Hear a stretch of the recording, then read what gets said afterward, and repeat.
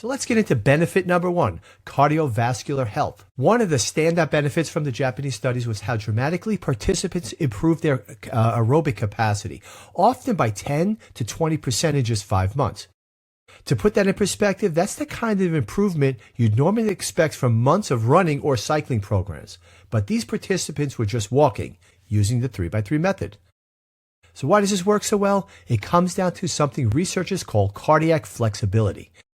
Think of your heart like a rubber band. A stiff band can stretch, but only so far. A flexible band stretches wide and snaps back quickly. That's what we want your heart to do. During the brisk, 3-minute fast intervals, your heart rate climbs, often to 65 to 70% of your maximum heart rate, which is challenging but still safe for most people. Then, the slower 3-minute recovery, your heart rate drops back down towards baseline. Each cycle trains your heart not just to pump harder, but to relax and recover more efficiently. This back and forth, stress and recovery, is exactly what strengthens the cardiovascular system. Over time, it helps lower resting heart rate, improve circulation, and enhance oxygen delivery to your muscles. And here's the real takeaway. As Dr. Nose's teams point out, a flexible heart is a healthy heart. The ability to adapt quickly, speed up when needed, recover when rested, is linked to lower risk of hypertension, stroke, and cardiovascular disease at any age.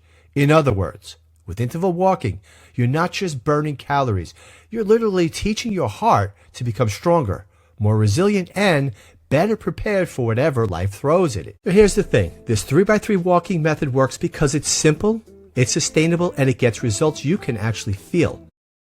But I also know that starting out can feel intimidating. If 30 minutes sounds like too much right now, that's okay. Start smaller.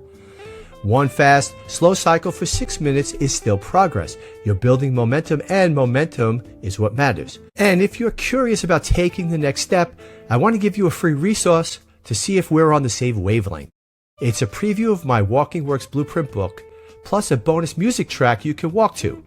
Now, inside those first few chapters, you'll discover how to build a walking habit, reduce stress, and start walking your way toward better health and fitness. You can grab it right now at walkingforhealthandfitness.com/walkingworksbook giveaway. Think of it as a no-pressure test drive. You get the strategies, the music, and the momentum to keep you moving forward, because whether you start with 6 minutes or 30, the key is to start.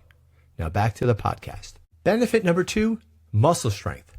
Walking is already great for strengthening your legs, but interval walking training takes it a step further. Studies out of Shinshu University shows participants improve their thigh muscle strength by 13 to 17% in just 5 months. Now that's huge, because strong legs aren't just about fitness. They're about balance, mobility, and independence as we age.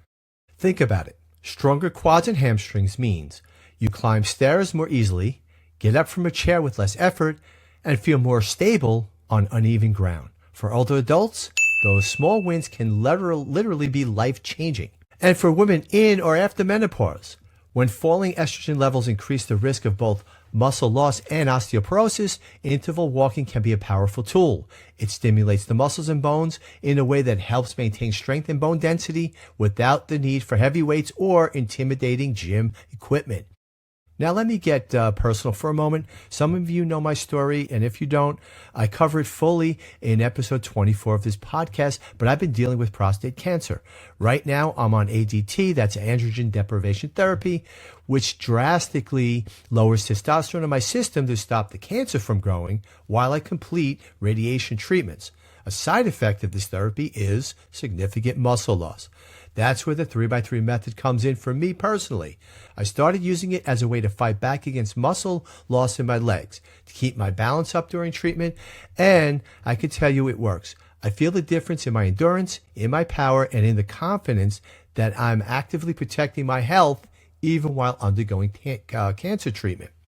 Again, if you want to hear the full story of my cancer journey and how walking literally saved my life, go check out episode 24. I'll leave a link in the show notes. But the point is this: whether you're recovering, preventing, or just looking forward to staying strong, this method gives you a way forward. Now, the reflection of the week. Here's something I'd like you to think about. What would stronger legs give you in your own life?